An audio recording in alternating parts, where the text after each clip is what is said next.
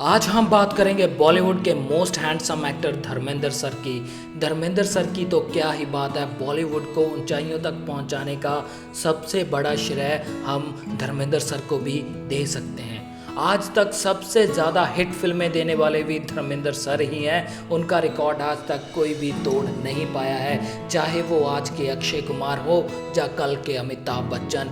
धर्मेंद्र जी का रिकॉर्ड वैसे का वैसा ही है। लेकिन आज हम धर्मेंद्र सर की फिल्मी करियर की बात नहीं करेंगे, आज बात करेंगे उनके पर्सनल करियर की। फिल्मों में आने से पहले ही धर्मेंद्र सर की शादी हो चुकी थी। उनकी पहली पत्नी प्रकाश कौर थी और जब धर्मेंद्र सर फिल्मों में आए तो उन्होंने दूसरी शादी कर ली थी हेमा मालिनी जी के साथ। लेकिन आज का किस्सा हम आपको बताने वाले हैं जब धर्मेंद्र सर जी ने तीसरी शादी लगभग कर ही ली थी।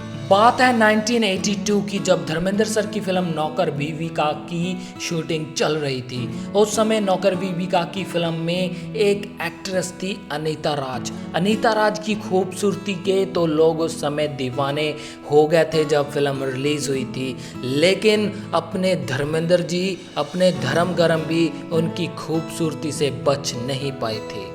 जब फिल्म की शूटिंग हो रही थी तो अनीता राज जी धर्मेंद्र सर पर पूरी तरह मर मिटी थी। धर्मेंद्र सर तो अपने समय के मोस्ट हैंडसम एक्टर थे, उन पर तो लड़कियां उनको देखकर ही मर मिटती थी। उनकी खूबसूरती का चार्म हर उम्र में रहा है, चाहे वो तब हो चाहे वो अब हो। हर उम्र में लड़कियां उनकी दीवानी रही हैं। जब 1983 में नौकर बीवी का फिल्म रिलीज हुई थी तो अनीता राज ने धर्मेंद्र सर को प्रपोज कर दिया था शादी के लिए, और धर्मेंद्र सर तो अपने आप को पता ही है वो उनको इनकार नहीं कर पाए। उन्होंने अनीता राज को शादी के लिए यस कर दिया था। अब अनीता राज और धर्मेंद्र सर की शादी होने में कुछ ही समय बाकी था, लेकिन जब उनके घर वालों को ये बात पता चली तो उन पर मुसीबतों का जैसे एक बार फिर पहाड़ टूटने वाला था। क्योंकि हेमा मालिनी जी से जब उनकी शादी हुई थी तब उनका परिवार बहुत ही ज़्यादा दुखी रहा था। लेकिन इस बार धर्मेंद्र सर को समझाने के लिए एक परिवार नहीं दो परिवार थे, क्योंकि एक तरफ हेमा मालिनी जी भी थी। हेमा मालिनी जी ने तो धर्मेंद्र सर को घर से बाहर निकलना ही बिल्कुल बंद कर दिया था। उनको अपने साथ ही रखती थी, जहां भी धर्मेंद्र सर जाते हेमा मालिनी जी साथ होती थी। और दूसरी तरफ सनी देओल जी, हमारे सनी देओल जी का तो आपको पता ही है, उन्होंने तो अनीता राज जी के घर जाकर उनको ऐसा समझाया था कि अनीता राज जी ने मुड़कर धर्मेंद्र सर की तरफ नहीं देखा।